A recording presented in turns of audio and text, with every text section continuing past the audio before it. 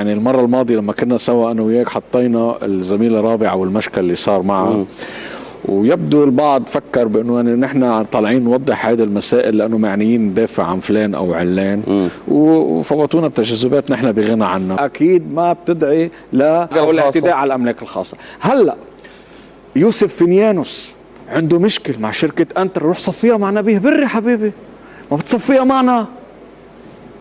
ماشي استاذ يوسف، عندك مشكل مع شركة انترا، روح حلها انت ونبيه بري.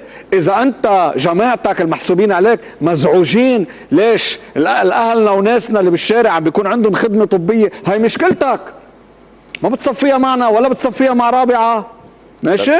لا بدي شوفوا شو بده يعمل، بس هول جماعته ينفتح الباب عليهم، هو ليوسف فينيانوس، هول الكراكوز اللي حواليه. خلص ما بدناش نعطي قيمة العالم، ما لهم قيمة. بس هذه هيك الرسالة بالمباشر وبوضوح. انا كراكوز 100%. انت عم تهددني ولا زبير؟ زبير انت ليه؟ في سمكة بالبحر اسمها زبير. ايه هي مش انت، لا انت الزبير، انت يعني تصغير الانبورة انت. يعني رياض صاير ملاحظ عليك يا زلمة، كل ما اكمشك بشي شغلة عاملها فيها على البلاط دغري بتهاجم يوسف فينيانوس.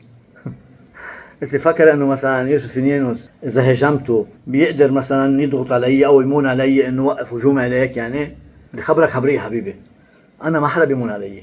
يوسف فينيانوس حبيب قلبي وعيوني وصديقي، بس ما حدا بيمون علي انا بكل شيء بعمله على السوشيال ميديا، ما حدا.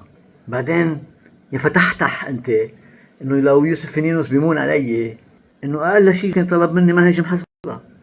مان انا اكثر واحد على السوشيال ميديا مهاجم حزب الله. هلا بوقت الحرب وقفت، بالعكس صرت معهم. بعدين شو هي قضية انترا؟ هات لشوف. لا فسرنا شو هي قضية انترا والرئيس بري، واحكي مع الرئيس بري انه بصير تطلع هيك كب عناوين وتكب اسامي تا الناس تقول اكيد في شيء. لا ما خبرنا اياه هالشيء خيي، خبرنا شو هي قصة انترا وشو هو الرئيس بري وروح اشتكي الرئيس بري، شو هي خبريه كلها سوا. يا رياض تعرف انك بهلة؟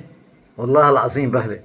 يعني انت هلا اعطيتني كادو ما فيني خبرك قديش مبسوط اليوم. مان قد ايه له انفجار مرفأ؟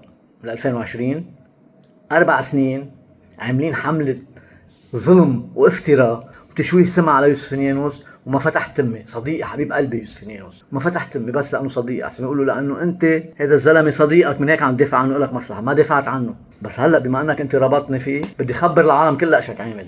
انت زلمه وسخ، انت افتريت على يوسف فينيانوس، شوهت له سمعته، حط له صور وهيك بوسترات كبار بشكل كأنه هو مجرم، هو مفجر المرفأ. مش انت تحمي القاضي جاد معلوف كل الوقت تدافع عن القاضي؟ شو عمل جاد معلوف؟ شو عمل جاد معلوف؟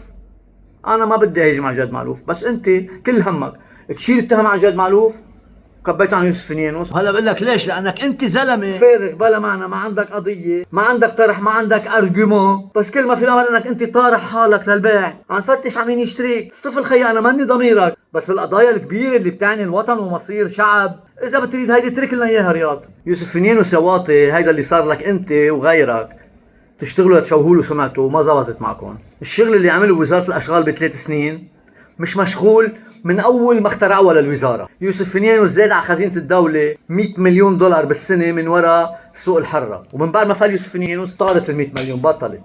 هيدا يوسف فينيانوس اللي انت عم تشوه له سمعته يا وسخ. يوسف فينيانوس خلص خطه النقل العام، خلصها، ما بدها الا مصاري وتنفيذ.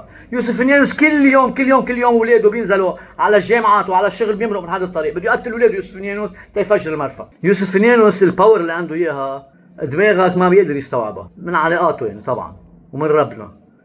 منه اذا نملي بحياته بده يفجر المرفأ، بده يتحمل مسؤولية دم هودي 300 ضحية. وينو البطل تبعك طارق بيطار؟ وينو؟ خليه يطلعنا على الظن ويكمل تحقيق، خلصنا التحقيق. ما وفيق صفا هلا مش معروف مصيره، ما بقاش فيه هدده. انت وطارق بيطار واللي حاميكم، بتعرف انت مين حاميكم؟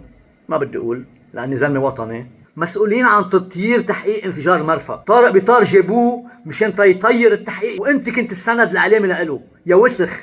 انت بسببك ما قدرنا عرفنا مين قتلنا يا وسخ، وجهتوا التحقيق لمطرح يقفل يسكر. طارق بيطار استلم القضاء، انت استلمت الشق الاعلامي تدافع عنه لانه بده جبهه اعلاميه تدافع عنه على هالخطيه العظيمه اللي عملها. وفي ناس كفلت بالموضوع الامني والحمايه. ونو طارق بيطار اليوم يا رياض؟ ونو التحقيق يا رياض؟ مين قتلنا يا رياض؟ يوسف فنيانوس اللي حاطط له صور وبوسترات وتدلي عليه كأنه مجرم؟ سرميته ليوسف فنيانوس، طلعت انظف من قرعتك يا رياض. انت صحافي ولا ايه؟ انت هذا سيد تمام تبع سيد تمام تبع شرب الخليل.